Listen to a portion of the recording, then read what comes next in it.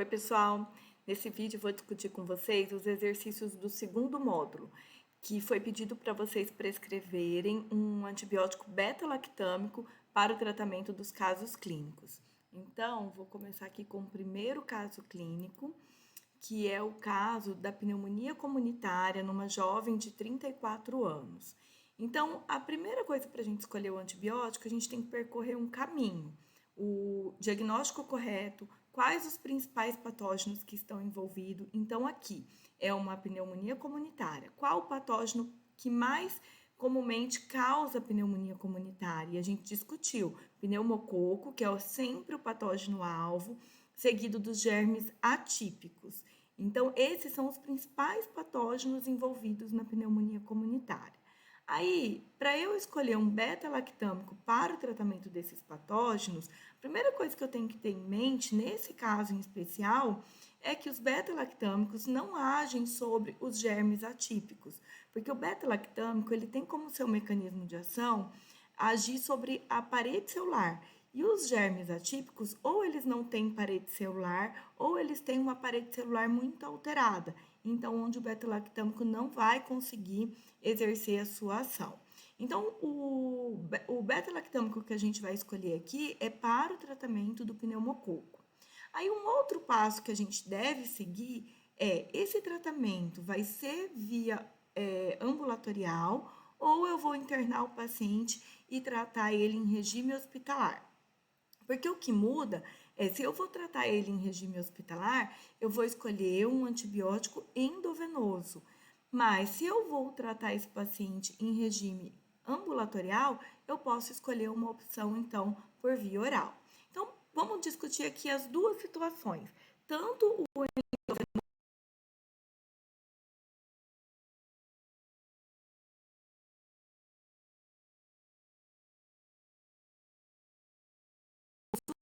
amoxicilina ou a amoxicilina com o clavulanato, e aí o que muda é que quando eu coloco o clavulanato, eu aumento o espectro de ação para as bactérias que produzem beta-lactamase.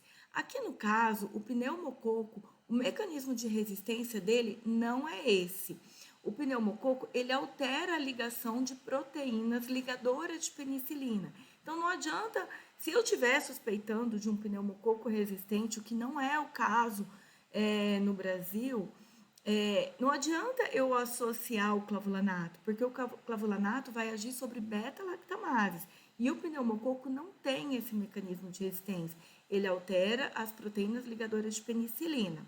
Então, eu poderia usar só a amoxicilina sozinho para o pneumococo, ou uma saindo das penicilinas, então, ou uma cefalosporina, mas aí de segunda geração, que entra como opção o cefaclor ou a cefuroxima, e esses três eu tenho por via oral, tanto a amoxicilina, quanto a cefuroxima, quanto o cefaclor.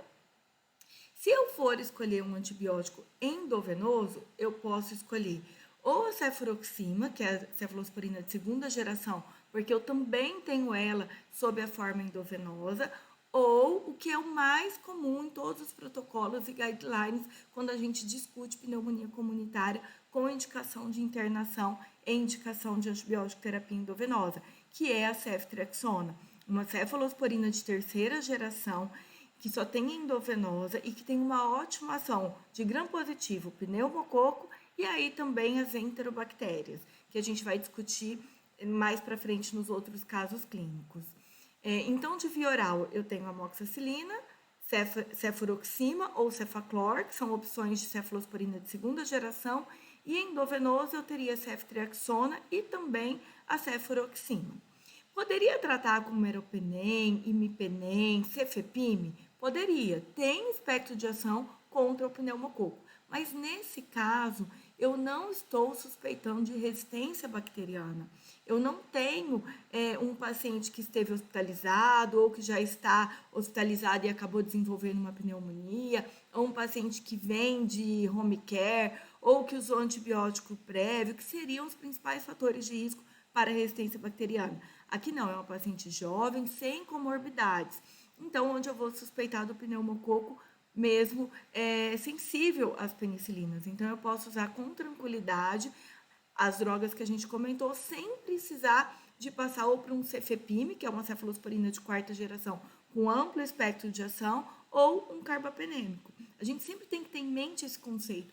Muitas vezes a gente acha que gravidade ou paciente que já não chega bem, eu já tenho que entrar com carbapenêmico porque tem um espectro de ação maior. Não, eu vou reservar essas drogas para pacientes que eu estou suspeitando de resistência bacteriana, o que não é o caso aqui nessa pneumonia. Vamos passar agora, então, para o caso 2, que se trata de um jovem que começou a apresentar dor abdominal e febre. A gente colocou como principal hipótese diagnóstica de um abdômen agudo, principalmente a apendicite, onde os principais patógenos envolvidos nesse caso são as enterobactérias, que são elas, Escherichia coli, Klebsiella, Proteus, Serratia e também os anaeróbios. Aqui, de beta-lactâmico para cobertura de enterobactérias, vamos começar lá nas penicilinas. Penicilina cristalina provavelmente não vai ter boa cobertura. Lembra que as penicilinas, elas têm uma boa ação contra os gram-positivos, os streptococos, e também algumas naissérias, como meningococo. Da amoxicilina, a gente poderia até utilizar, mas aí seria a amoxicilina com clavulanato. Lembrando que as enterobactérias, hoje, mesmo na comunidade, elas produzem muita beta-lactamase. Então, a amoxicilina sozinha não seria uma boa opção. Então, a amoxicilina com clavulanato, aí eu amplio o espectro para as enterobactérias produtoras de beta-lactamase, que são a grande maioria.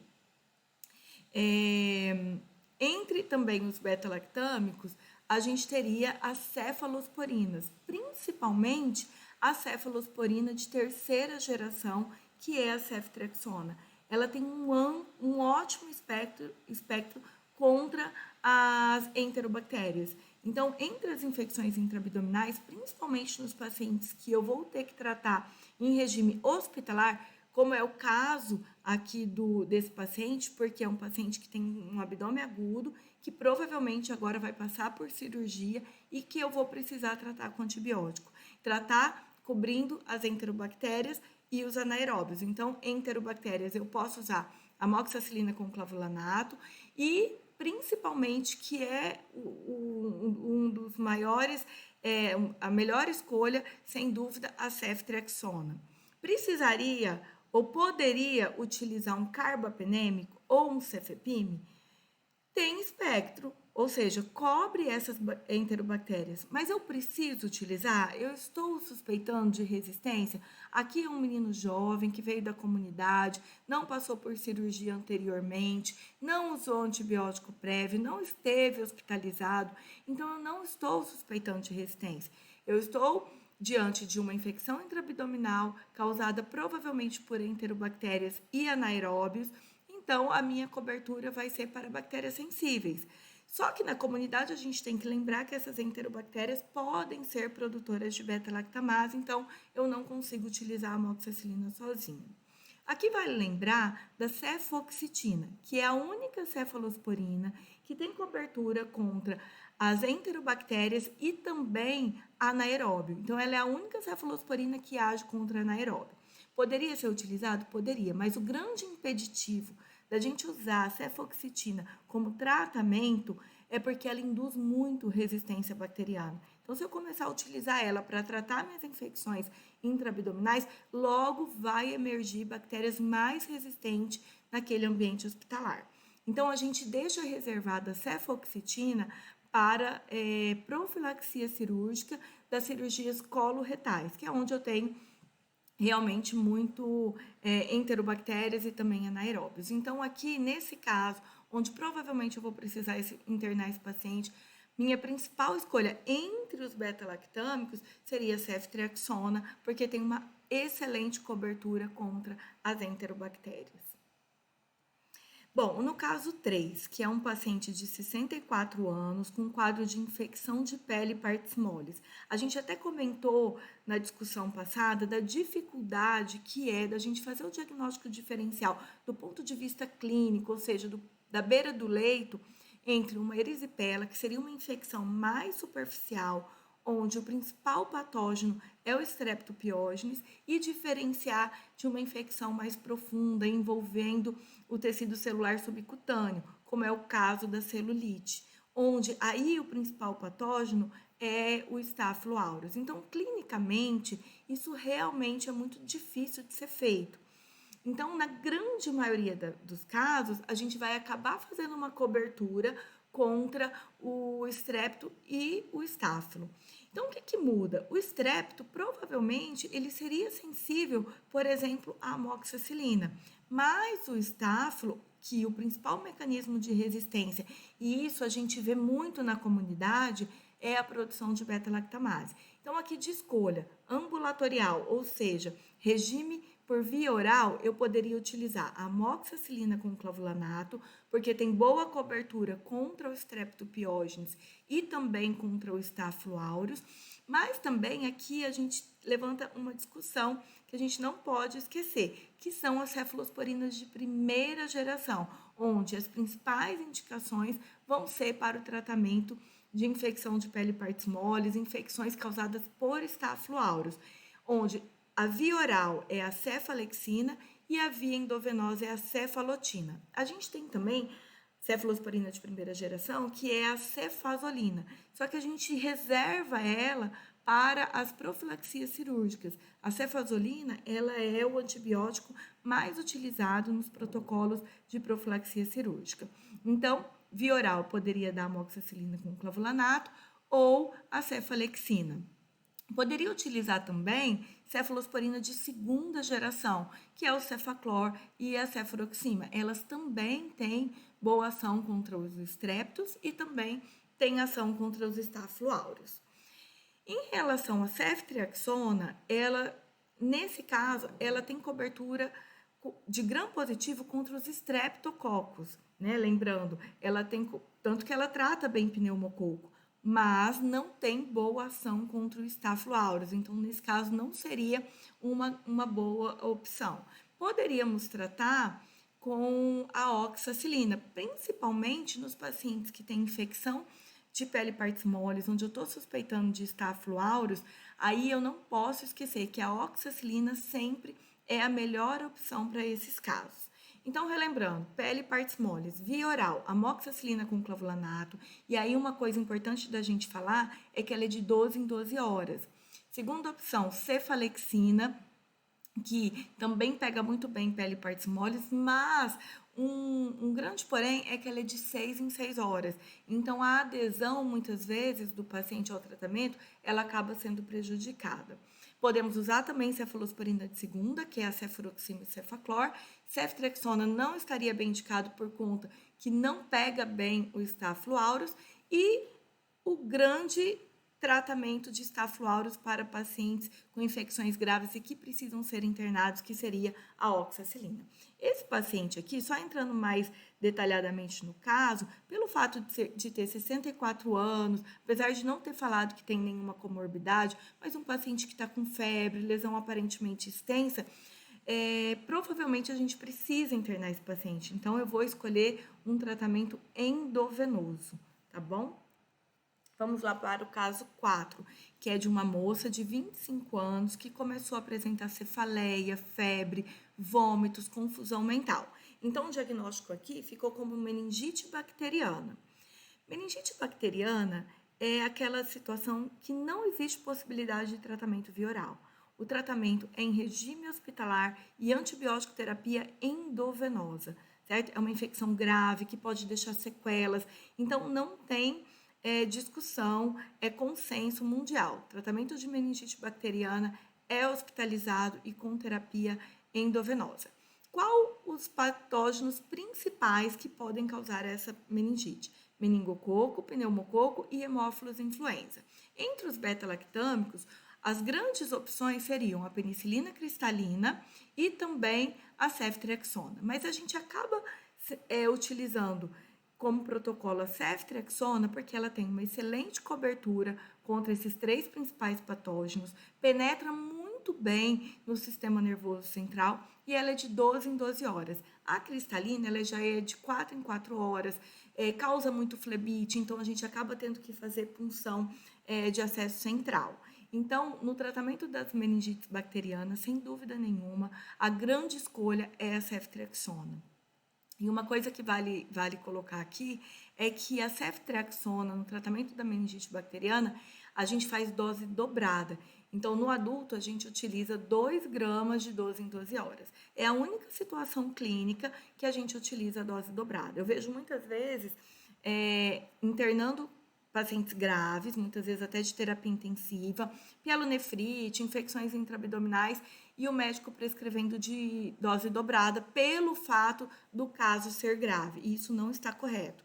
A única situação que a gente dobra a dose realmente é nas infecções do sistema nervoso central. Infecções graves não quer dizer, não é indicação de dobrar a dose, ou muitas vezes que eu vejo 1 grama de 8 em 8 horas. Eu vou fazer uma dose maior porque o paciente está grave. Isso também não tem indicação.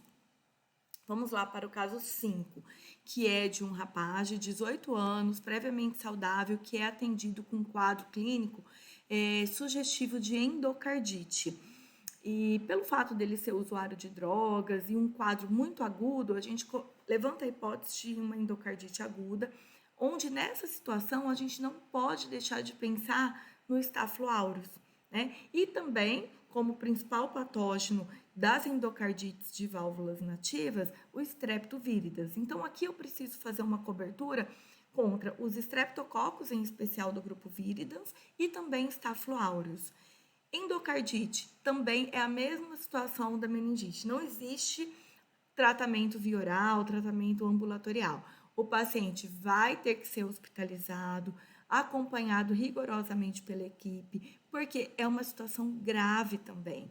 Então, é internação hospitalar e antibiótico terapia endovenosa. O que acontece muitas vezes é que, como o tratamento é longo, de 4 a 6 semanas, muitas vezes o paciente fica muito bem clinicamente, estável, e eu preciso, muitas vezes, completar esse tratamento. Então, às vezes, a gente faz o quê?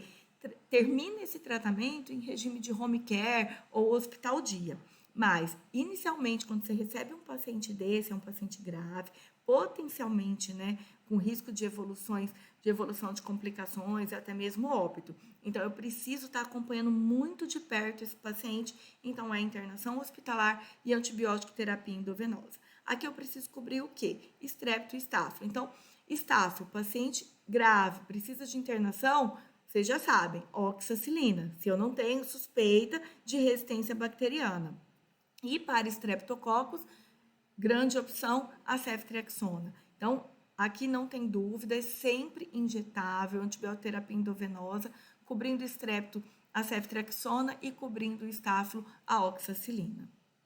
Vamos lá para o caso 6, que é de uma moça que deu à luz a uma criança de termo e está em aleitamento materno e acaba evoluindo com uma mastite, que é uma infecção da mama. Principais patógenos, novamente, estrepto e estáfilo.